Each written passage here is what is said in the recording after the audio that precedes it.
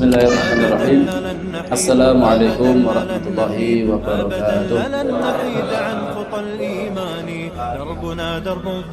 Innal hamdalillah nahmaduhu wa nasta'inuhu wa nastaghfiruh wa na'udzu billahi min shururi anfusina wa min sayyiati a'malina.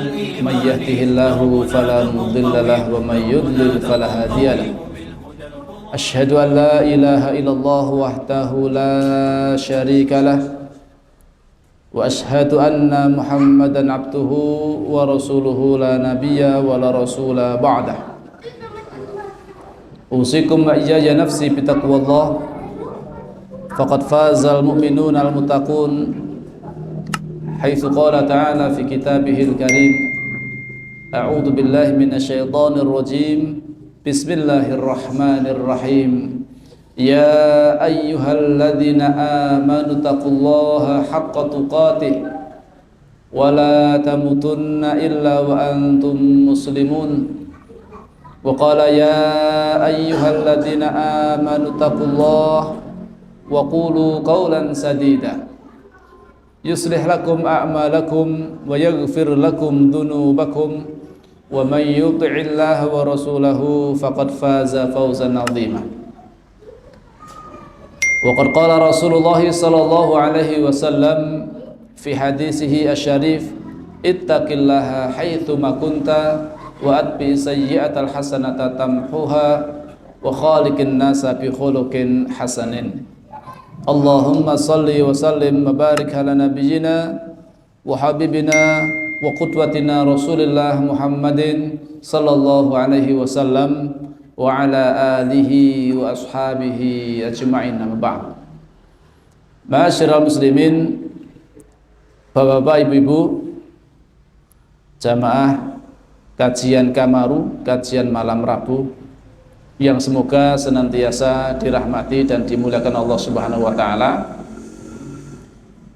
Yang pertama dan yang paling utama tentunya kita senantiasa tidak bosan-bosan di dalam mensyukuri seluruh nikmat yang telah Allah karuniakan kepada kita sekalian,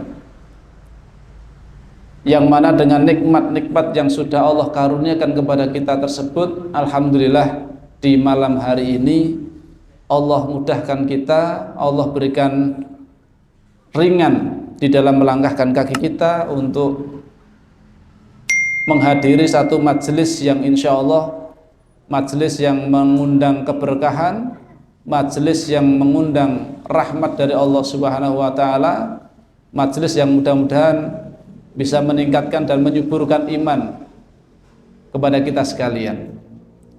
Maka diantara bentuk nikmat yang Allah berikan kepada hambanya, diantara indikator kalau seseorang itu diberikan kebaikan oleh Allah Subhanahu wa taala, itu Allah akan memudahkan orang tersebut untuk melaksanakan ketaatan kepada Allah Subhanahu wa taala. Maka kembali kita bersyukur, alhamdulillah di malam hari ini kita dimampukan oleh Allah Subhanahu wa taala untuk melaksanakan ibadah yang utama setelah kita tunaikan kewajiban kita selaku hamba Allah, yaitu melaksanakan sholat maghrib dengan berjamaah. Alhamdulillah, dan itu adalah nikmat dari Allah. Setiap kita mampu melaksanakan ketaatan kepada Allah, sebetulnya itu adalah nikmat dan karunia dari Allah semata. Oleh karena itu sudah selayaknya untuk kita semuanya ketika kita dimampukan oleh Allah Subhanahu wa taala melakukan amal soleh, melakukan amal ketaatan, yang kita lakukan adalah bersyukur.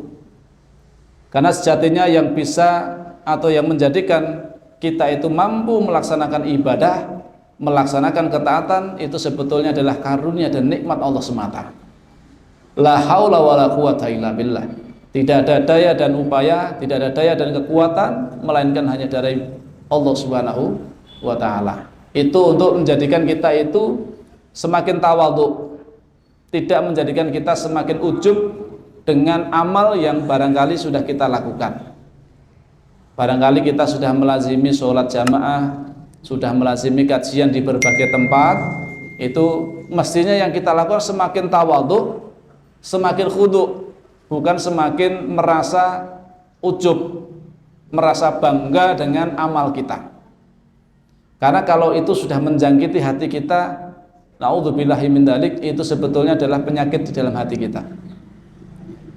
Kalau kemudian kita sudah terbiasa dengan kajian, ya, rutin untuk menghadiri kajian-kajian ilmu, kemudian menjadikan kita itu semakin merasa lebih baik daripada orang lain, ya. Ana khairun minhu, ini satu penyakit yang mestinya seyogianya seorang thalabul ilmi, seorang berilmu itu semakin banyak ilmunya mestinya semakin merunduk, bukan semakin merasa dirinya lebih baik dibandingkan dengan orang lain yang barangkali belum bisa ikut kajian, barangkali belum bisa rutin di dalam salat berjamaahnya. Tapi tidak selayaknya kita untuk kemudian merasa diri kita itu lebih baik dibandingkan dengan orang lain. Karena kita khawatir nanti kalau kemudian kita merasa diri kita lebih baik daripada yang lain, itu khawatir mewarisi sikapnya iblis, yang dia ketika Allah perintahkan untuk sujud kepada Adam, wa idh qulna lil malaikati isjudu li adama fasajadu illa iblis aba wastakbar wa kana minal kafirin. Dia enggan dan sombong ketika diperintahkan itu. Kenapa? Alasan apa kok sampai iblis ini tidak mau melaksanakan perintah Allah, padahal itu perintah Allah, yang mana iblis ini juga tahu yang pencipta langit dan bumi itu Allah, yang menciptakan seluruh makhluk itu Allah, itu paham betul. Tapi mengapa kemudian iblis ini tidak mau sujud kepada Adam yang Allah ciptakan dengan tangannya? Maka di dalam ayat yang lain disebutkan, ya, ana khairun minhu, aku lebih baik daripada dia Adam. Khalaqtani minar, dia punya alasan. Khalaqtani minar wa khalaqtahu min tin. Aku itu diciptakan dari api, sedangkan dia Adam itu hanya diciptakan dari tanah. Menurut iblis, logikanya iblis, bahwasanya api itu lebih mulia, lebih baik daripada tanah. Maka dia merasa sombong. Aba wastakbar.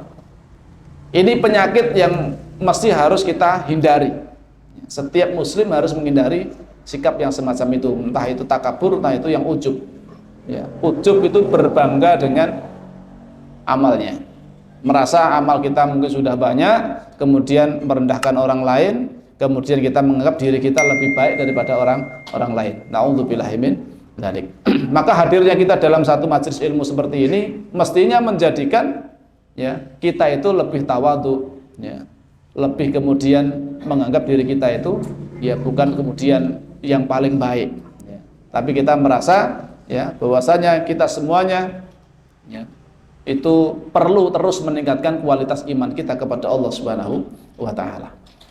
Salam serta selawat tidak lupa tentunya kita haturkan kepada uswah hasanah kita, suri tauladan kita, panutan kita, idola kita, Rasulullah Muhammad sallallahu alaihi wasallam, dan juga kepada para sahabat-sahabatnya, para tabi'in, tabi'ut tabi'in, serta seluruh umatnya yang senantiasa istiqomah di dalam mengikuti sunnah-sunnahnya hingga yaumil akhir nanti.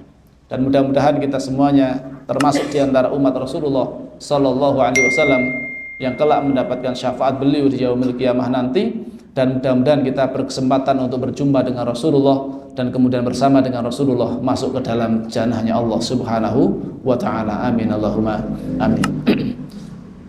Ma'asyiral muslimin arsadani wasakumullah. Kita lanjutkan untuk materi kita, yaitu materi yang sekarang kita masuk pada mengingat kematian. Satu materi yang barangkali ini dibenci oleh orang-orang yang terjangkiti penyakit hubbud dunya. Orang-orang yang terlalu cinta dunia tidak tertarik dengan materi-materi tentang kematian, ya, karena akan mengusik jiwanya, mengusik keinginan-keinginannya, ya, mengusik angan-angannya yang barangkali dia punya angan-angan yang sangat panjang. Kalau materi kemarin sudah kita selesaikan adalah panjang atau memendekkan angan-angan, ya, bahayanya panjang angan dan seterusnya, itu juga ada kaitannya dengan mengingat kematian, ya. Karena dengan mengingat kematian ini mestinya menjadi nasihat yang paling berharga, paling baik untuk orang yang ada iman di dalam hatinya. Kalau kita orang-orang yang beriman, itu mestinya nasihat kematian itu bisa menjadi nasihat yang terbaik untuk melembutkan hati kita, untuk menundukkan hati kita, untuk kemudian meningkatkan iman kita kepada Allah Subhanahu wa taala. Kalau dengan nasihat kematian saja kita tidak merasa atau tidak menjadikan hati kita itu kemudian ya semakin baik, semakin lembut ya, tapi tidak ada pengaruhnya sama sekali, ini berarti memang harus diganti atau istilahnya minta ganti hatinya supaya diganti dengan hati yang lain. Karena hati yang tidak bisa lembut dengan mengingat kematian, maaf itu hati yang keras. Hati yang keras. Bahkan tatkala dia itu mendengar berita tentang kematian saudaranya, tetangganya, teman-temannya, kemudian bahkan dia juga bertakziah, bahkan dia juga barangkali gotong jenazahnya, barangkali dia ikut menggali makamnya, ikut memakamkan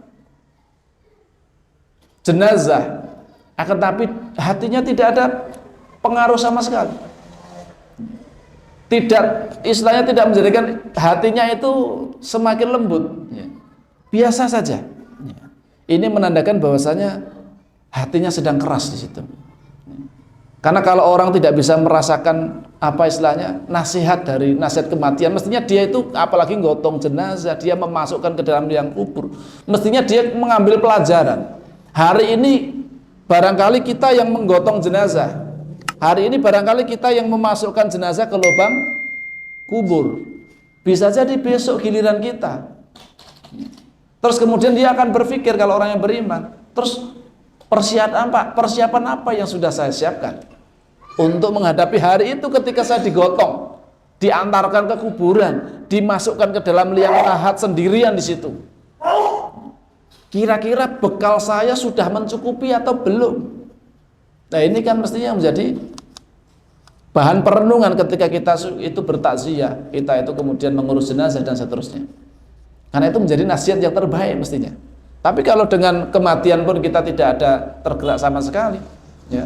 Bahkan kadang-kadang kita ya berada di kuburan, di atas kuburan, ya malah justru banyak bercanda dan segala macamnya, ya. Tidak merenungkan, tidak menghayati tentang kejadian kematian yang menimpa saudara-saudara kita itu, ya. Ini khawatir kemudian hatinya itu sudah tidak terpengaruh lagi dengan nasihat-nasihat kematian. Padahal Rasulullah Muhammad SAW itu memperbolehkan ziarah kubur, diantaranya adalah agar untuk senantiasa mengingat kehidupan akhirat, ya, yaitu mengingat kematian diantaranya. Ya. Karena dengan ingat kematian kita akan ingat dengan kehidupan akhirat. Kalau orang yang beriman, ya. Karena dahulu Rasulullah SAW pada mulanya itu melarang untuk berziarah kubur awal-awal. Ya. Kuntu nahaitukum an ziyaratul kubur. Dahulu aku melarang. Dahulu awal-awal ketika Islam baru pertama-tama alias baru awal-awal, ya.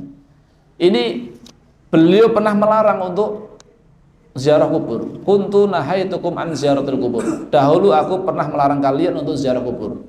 Fazuruha, sekarang berziarahlah kalian. Fa innaha tudzakirukumul akhirah. Karena sesungguhnya dengan ziarah kubur itu bisa mengingatkan kalian dengan akhirat. Hati yang kalau kemudian ingat dengan kehidupan akhirat, itu hatinya akan semakin lembut, ya. Hati akan semakin lembut dan imannya akan semakin meningkat. Kalau hatinya semakin lembut, imannya akan subur, ya. Karena iman yang subur itu ketika hatinya itu betul-betul lembut, bukan hati yang keras. Kalau hati yang keras, tandus, gersang itu, ya imannya itu kerdil sekali, ya.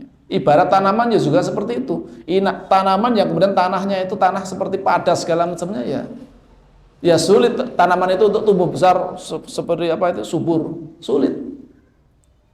Kenapa? Tanahnya keras, gersang. Tapi kalau tanahnya subur, gembur, ya, ini akan menjadikan tanaman-tanaman itu bisa berdiri dengan kokoh, ya. Akan hidup dengan kuat, ya, tumbuh dengan subur. Demikian pula dengan hati. Iman ini akan tumbuh subur di dalam hati kita ketika hati kita itu memang lembut, hati kita itu lembek. Dalam artian apa? Ya tidak keras. Karena kalau keras hati kita, ya tadi iman kita akan semakin kecil. Dan itulah nanti yang menimbulkan hati kita itu menjadi keras. Itu diantaranya karena memang banyaknya maksiat yang kita lakukan, yang menjadikan kita terjangkiti penyakit yang namanya dhaful iman. lemahnya iman, sehingga ibadah ya malas-malasan, aras-arasan, ya, buka Al-Quran juga aras-arasan gitu ya.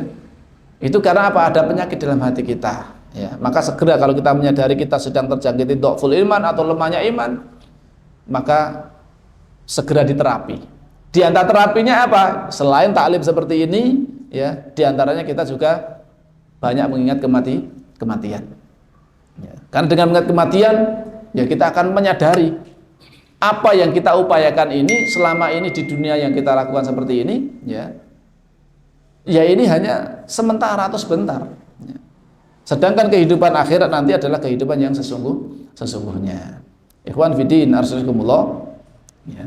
Maka di dalam materi kita mengingat kemati yang hari ini ya, ini juga kaitannya dengan perintah Rasulullah SAW untuk senantiasa kita sebagai umatnya diperintahkan sama Rasulullah itu agar banyak mengingat kematian. Aksiru dzikra hadimil ladat. Aksiru dzikra hadimil ladat, perbanyaklah kalian. Ini kan perintah Nabi. Kalau perintah Nabi, mestinya kita sebagai orang yang mencintai Rasulullah SAW itu kita sami'na wa ta'na ya. Kita mendengar dan kita taat. Maka setiap hari jangan lupa kita itu ingat dengan kematian. Kita mau pas perjalanan ingat kematian ya. Kita pas mau berbaring ingat kematian. Kita pas mau apa ingat dengan kematian itu ya. Supaya apa? Supaya hati kita itu senantiasa lembut, supaya hati kita senantiasa tidak lupa dengan kehidupan akhirat. Karena kalau kita terlalu terlena dengan kehidupan dunia, sibuk dengan urusan dunia kita, kemudian tidak mengingat kematian itu ya, yaitu akhirnya hati kita itu terlena di dalamnya ya. Sehingga apa? Akhirnya kita menjadi ya tadi hati kita menjadi gersang, menjadi keras dikarenakan apa? Tidak sering mengingat kematian. Ketika membaca Al-Quran, di sana juga ayat-ayat yang mengingatkan tentang kehidupan akhirat, tentang kematian dan seterusnya ya. Maka itu adalah nasihat-nasihat yang bisa menjadikan hati kita itu semakin lembut. Segala puji bagi Allah yang memutuskan leher para raja yang sewenang-wenang ya. Alhamdulillah ya, ada kematian sehingga penguasa-penguasa yang zalim, yang kejam seperti misalkan Firaun, Namrud ya, dan yang lain-lainnya ya, ini juga berhenti atau terberhenti, minimal mereka berhenti dari perbuatan zalim mereka gitu. Maka kematian itu ya sebetulnya baik semuanya ya. Baik, kalau dia orang baik ya biar disegerakan untuk mendapatkan balasan dari Allah Subhanahu wa taala. Tapi kalau dia orang jahat ya biar kejahatannya selesai ya. Tidak banyak menjahati orang lain lagi. Maka kita senantiasa memuji Allah Subhanahu wa taala. Menghancurkan punggung-punggung penguasa dan memendekkan angan-angan kaisar dengan kematian ya. Karena kalau tidak ada kematian ya mereka akan terus melakukan ini yang zalim ya, kecuali dengan yang pemimpin yang adil itu berbeda lagi. Ini pemimpin yang dikatakan adalah pemimpin yang zalim. Maka dengan adanya kematian mereka berhenti ya. Allah berhentikan mereka dengan kematian mereka, termasuk Firaun ya. Allah berhentikan kesewenang-wenangannya dengan kematian, dengan ditenggelamkan di laut merah ya. Raja Namrud, Abraha ya, dan yang semisal-misalnya itu Allah matikan semua mereka. Mereka ialah orang-orang yang hatinya masih enggan mengingat kematian hingga datang kepada mereka janji yang benar lalu menjerumuskan mereka ke dalam neraka. Na'udzubillahi min dzalik. Mereka pun beralih dari istana menuju kuburan ya. Kemana gerangan orang-orang zalim, penguasa-penguasa yang zalim itu? Mereka pun akhirnya juga masuk ke dalam kuburan ya. Kuburan yang kemudian ketika memang dia adalah orang-orang yang zalim, orang-orang yang kemudian banyak dosanya, tentunya kuburannya itu menjadi jurang di antara jurang-jurang api neraka. Setiap pagi dan petang ditunjukkan, diperlihatkan tempat tinggalnya besok di neraka. Sehingga mereka pun orang-orang yang mendapatkan azab kubur ini, mereka senantiasa meminta supaya jangan terjadi kiamat atau minimal ditunda. Karena mereka faham betul meskipun azab kubur itu sudah perih, sakitnya luar biasa karena dihimpit, ya, sudah pedih sakit, akan tapi dia masih menganggap bahwasanya itu lebih ringan daripada besok ketika dimasukkan ke dalam neraka jahanam. Itu lebih berat lagi. Maka mereka nggak pingin terjadi kiamat, karena kalau sudah terjadi kiamat berarti memulai babak baru, yaitu akan masuk kehidupan akhirat dan akan segera masuk ke dalam neraka. Maka mereka nggak pingin terjadi kiamat. Berbeda halnya dengan orang-orang yang mendapatkan nikmat kubur, dia justru malah berdoa segera terjadi kiamat. Walaupun dia sudah mendapatkan nikmat di alam kuburnya, ya, akan tapi dia mengetahui bahwasanya jannah itu lebih nikmat daripada alam kubur. Maka dia pengen segera memasuki surga yang sudah Allah janjikan kepadanya.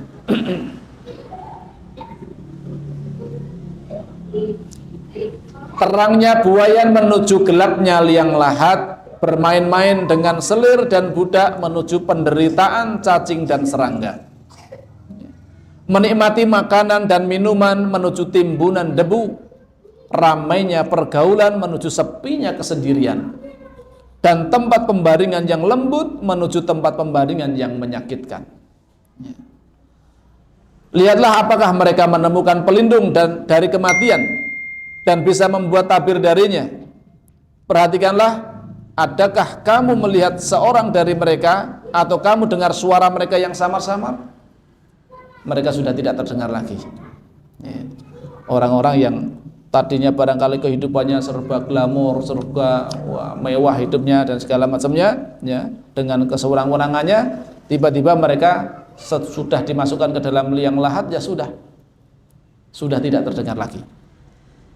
Maha suci zat yang tunggal dalam kekuasaan dan ketinggian, yang memonopoli hak keabadian dan merendahkan aneka ragam makhluk dengan menentukan kematian mereka. Hanya Allah saja yang kemudian kekal abadi, adapun para makhluk semuanya itu fana.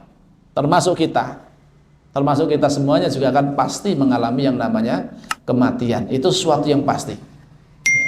Maka kalau Allah memerintahkan kepada kita itu wa'bud rabbaka hatta ya'tiyakal yakin. Sembahlah Rabbmu hingga datang yang namanya al-yakin. Hingga datang kepadamu al-yakin. Yang dimaksud al-yakin adalah kematian. Karena suatu yang meyakinkan, yang memang sudah diyakini oleh semua orang, bahwasanya seseorang yang hidup pasti akan mati. Tidak seorang pun yang kemudian merasa tidak bisa mati, tidak mungkin. Ya. Faktanya sampai hari ini pun juga siapapun itu, baik orang yang soleh maupun yang tidak soleh atau yang toleh, itu semuanya mati semuanya. Para nabi dan rasul pun wafat. Demikian pula para pembangkang pun mereka juga binasa semuanya. Tidak ada yang tersisa sekalipun. Termasuk kita pasti juga akan mengalami yang namanya kematian. Tinggal kita bagaimana men-setting kematian kita nanti masing-masing. Loh, kok men-setting kematian gimana Pak Ustadz? Nah kan mati itu takdir Allah, betul. Takdir Allah. Kematian kita itu adalah takdir Allah, dan kita nggak tahu di mana kita akan meninggal, kondisinya seperti apa, itu kita nggak ngerti. Ya. Tempatnya di mana kita meninggal kita nggak tahu, itu rahasia dari Allah Subhanahu wa taala. Tapi kita bisa melakukan apa istilahnya? Upaya-upaya untuk merencanakan kematian kita masing-masing. Dengan cara apa, Ustaz? Ya. Dengan cara kalau kita pengennya husnul khotimah, yuk kita biasakan untuk beramal soleh. Karena seseorang itu meninggal biasanya adalah sesuai dengan kebiasaannya. Kalau orang yang biasanya apa istilahnya, ikut kajian, sholat jamaah, kemudian tilawatul Quran, qiyamul lail, sholat yang lainnya, ibadah-ibadah yang lainnya, mudah-mudahan kalau diwafatkan dalam kondisi-kondisi yang seperti itu, dalam kondisi yang husnul khatimah, setelah beramal soleh atau ketika beramal soleh atau akan beramal soleh. Ya. Sebaliknya kalau kemudian orang-orang yang biasa dengan perilaku maksiat, ya, ini sudah banyak kisah-kisah seperti itu. Sebagai pelajaran untuk kita semuanya, banyak kejadian-kejadian yang seperti itu. Ya. Karena dia hobinya mabuk-mabukan, ya, meninggalnya dalam kondisi mabuk-mabukan, itu juga banyak seperti itu. Hobinya berzina, meninggalnya dalam kondisi setelah berzina. Na'udzubillahi min dzalik, itu juga terjadi. Ada semacam itu. Hobinya berjudi, meninggal pas judi juga ada. Jadi kalau kemudian kita merencanakan husnul khotimah tapi tidak memperhatikan amal kita, kebiasaan kita itu seperti apa, ya sulit kiranya kemudian untuk mendapatkan husnul khotimah. Memang itu karunia dari Allah, betul. Tapi kan kita punya, dikasih akal, ya. Kemudian dikasih hati, yang kemudian kita bisa berpikir, bisa merenung, yang kemudian kita bisa membiasakan diri kita untuk beramal soleh. Mudah-mudahan dengan membiasakan amal soleh, kita kelak diwafatkan dalam keadaan husnul khotimah. Itu diantara kita merencanakan kematian kita masing-masing, merencanakan untuk husnul khotimah. Sholatnya jangan ditinggalkan, ya. Khawatir ketika kemudian sholatnya masih dangdek, bolong-bolong, ya, tiba-tiba pas meninggalkan sholat meninggal dunia, na'udzubillahi min dzalik. Maka membiasakan diri untuk beramal soleh, untuk ketaatan kepada Allah, ini adalah sesuatu yang harus kita lakukan kalau kita merencanakan husnul khatimah. Tapi kalau nggak punya rencana sama sekali, wah, kematian direncanakan Ustaz, biarin aja, ya. Akhirnya beramalnya pun juga semaunya sendiri, ya sudah, ya. Ya, kita nggak tahu nanti akhirnya seperti apa, ya. Tapi dengan kita senantiasa mengingat kematian dan kemudian membiasakan diri untuk beramal soleh, mudah-mudahan itu bagian dari usaha kita untuk mendapatkan nikmat dari Allah, yaitu husnul khatimah. Dan itu adalah pilihan orang-orang yang cerdas.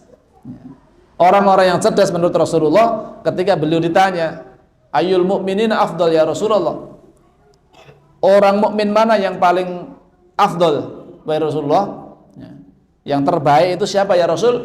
Maka kemudian beliau menjawab, ahsanuhum khuluqa. Mukmin yang baik, yang terbaik, kata Rasulullah, adalah yang paling bagus akhlaknya. Orang yang paling bagus akhlaknya, bukan yang paling bagus ibadahnya. Kadang-kadang ibadahnya kelihatannya bagus, tapi kemudian, ya, ada yang benar akhlaknya kurang baik, ya. Lesannya barangkali sering menyakiti orang lain, padahal dia terkenal juga rajin sholat, rajin puasa, tapi kemudian akhlaknya kepada tetangga, kepada teman dan segala macamnya kurang baik, ya. Itu kata Rasulullah dianggap nggak baik. Mestinya kalau ibadahnya semakin bagus, mestinya harusnya, ya, akhlaknya juga semakin baik harusnya. Karena zaman Rasulullah ada yang ditanyakan tentang perihal wanita yang rajin sholat, ya, tapi kemudian dia bahkan rajin sholat malam, tapi kemudian lesannya sering menyakiti tetangganya. Ketika ditanyakan, dia berada di mana ya Rasulullah kedudukannya, besok di akhir dia ada di mana, ya. Rasulullah dengan tegas menjawabkan, hiya finnar, dia berada di neraka. Ini menunjukkan, ya, akhlak ini kan buah dari yang namanya iman.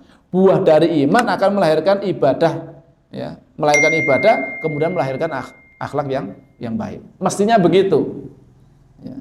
Jadi kalau ada orang yang rajin ibadah, akhlaknya nggak baik, ini barangkali perlu dicek akidahnya, barangkali ada yang bermasalah. Karena memang akidah itu menentukan, ya. Akidah itu kan landasan dasarnya, ya, fondasinya, kemudian akan menumbuhkan yang namanya, melahirkan yang namanya apa itu? Ibadah. Dia akan semangat ibadah berangkat dari keyakinan. Mengapa kok jenengan itu rajin sholat berjamaah? Karena saya yakin pahalanya lebih banyak daripada sholat sendirian, ya. Karena ini adalah yang dicintai oleh Allah dan Rasulnya, maka saya mengerjakannya, kan gitu. Itu kan landasannya iman. Mengapa Anda kok suka membaca Al-Quran? Kan itu tuntutan iman dan seterusnya, ya. Maka iman itu menjadi landasan dasarnya, pokoknya itu, ya. Kemudian akan melahirkan apa? Ibadah yang benar, kemudian melahirkan akhlak yang baik, mestinya begitu. Banyak sekali hadis-hadis Nabi SAW yang itu mengkaitkan antara iman kepada Allah itu dikaitkan dengan akhlak yang baik. Man kana yu'minu billah wal yaumil akhir falyaqul khairan aw liyasmut, contohnya. Barang siapa yang iman kepada Allah dan hari akhir, hendaknya dia berkata yang baik atau lebih baik diam. Ini kan iman dikaitkan dengan akhlak dalam berbicara.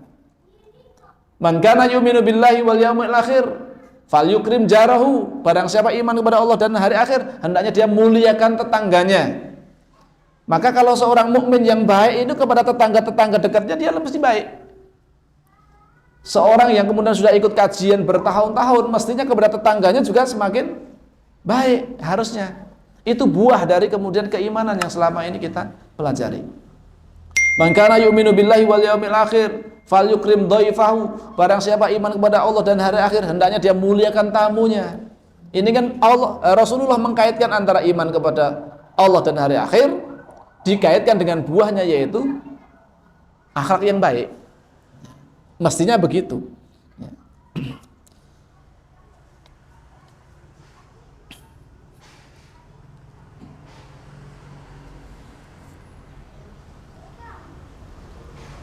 Kemudian dia berhak membalas dengan balasan yang menyakitkan. Maksudnya Allah Subhanahu wa taala berhak untuk membalas dengan balasan yang menyakitkan.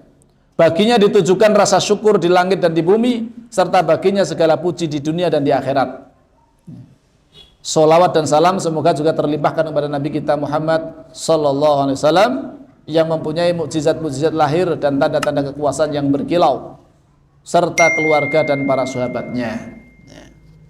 Maka sangatlah pantas bagi orang yang kematian sebagai tempat jatuhnya, tanah sebagai tempat pembaringannya, cacing sebagai sahabatnya, mungkar dan nakir sebagai teman duduknya, kuburan sebagai tempat tinggalnya, perut bumi sebagai tempat menetapnya, kiamat sebagai waktu perjanjiannya, serta surga dan neraka sebagai tempat kembalinya, untuk tidak berpikir kecuali dalam hal ini dan tidak melakukan persiapan kecuali untuk hal ini. Persiapannya untuk itu, ya. Kita menyadari suatu saat nanti kita akan dimasukkan ke dalam liang lahat. Tidak ada teman yang menemani kecuali amal kita, ya. Entah kuburan kita itu nanti akan disempitkan atau diluaskan, entah dapatkan nikmat kubur atau azab kubur, ya. Tentang kehidupan akhirat nanti apa yang akan kita pertanggungjawabkan di hadapan Allah Subhanahu wa taala. Tempat tinggal kita nanti apakah kita masuk surga atau masuk neraka. Itu yang harusnya menjadi fokus kita, orang-orang mukmin. Ya. Saya melanjutkan tadi, teringat dengan hadis tadi. Ya. Lanjutan dari hadis tersebut. Ya. Setelah para sahabat menanyakan mukmin yang afdol, yang terbaik adalah yang paling bagus akhlaknya, maka kemudian para sahabat tanya lagi, ya Rasulullah, ayul mukminin aqyas, mukmin yang cerdas itu mukmin yang seperti apa ya Rasul? Maka Rasul pun memberikan jawaban, aktsaruhum lil mauti dzikran wa ahsanuhum lima ba'dahu isti'dadan. Itu orang yang cerdas, ya. Orang yang cerdas itu adalah orang yang paling banyak mengingat mati dan orang yang paling bagus persiapannya untuk menghadapi kematian.